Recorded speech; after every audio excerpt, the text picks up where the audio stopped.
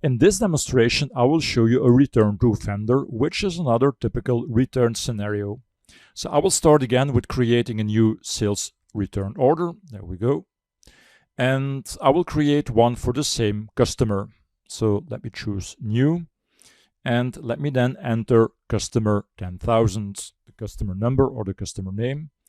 Next, I will enter the external document number, for example, R2. And then I will use the same function to insert the item that should be repaired. So I will go to the get posted document lines to reverse function, and I will look up the item.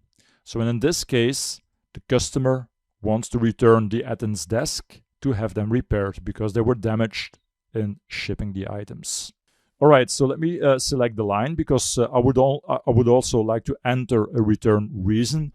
But in this case, not only the return reason, I would also like to use the inventory value 0 field. So let me go to select from full list to show you the setup. Because if you create return reasons, you can select inventory value 0.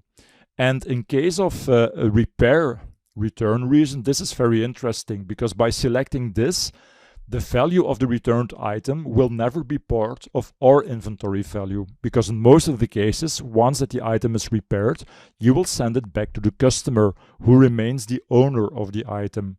And that's something again that you can achieve quite easily by selecting inventory value 0.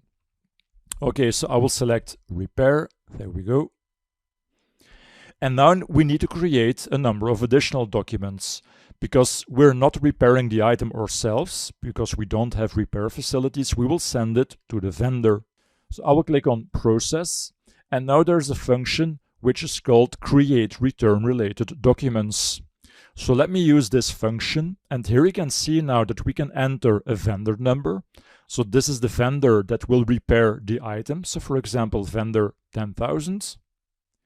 And that you can select the documents that Business Central should create.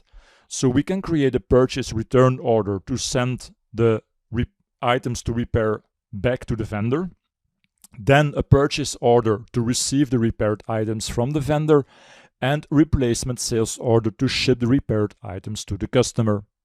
And now by simply clicking on OK, you will see that Business Central at once creates all 3 documents.